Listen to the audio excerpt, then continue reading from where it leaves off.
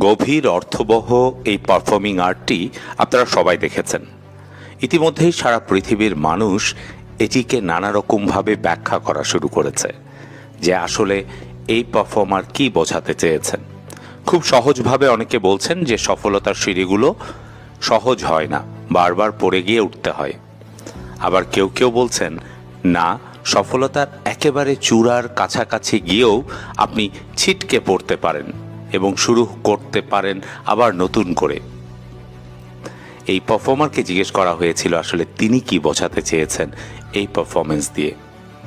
তিনি বলেছিলেন যে তার এই পারফরমেন্স দিয়ে মূল কথা যেটি তিনি দর্শকদের জানাতে চেয়েছেন সেটি হচ্ছে সফলতার চূড়া থেকেও আপনি ছিটকে পড়ে কিন্তু আবার শুরু করতে পারেন।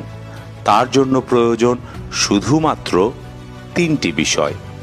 তিনি বারবার জোর দিয়েছেন যে নিজের প্রবল মনোবল, দ্বিতীয়ত হচ্ছে দক্ষতা এবং তৃতীয়ত শারীরিক সুস্থতা। এই 3টি জিনিস যদি আপনার থাকে, যে কোনো অবস্থা থেকেই আপনি সফলতায় পৌঁছতে পারেন।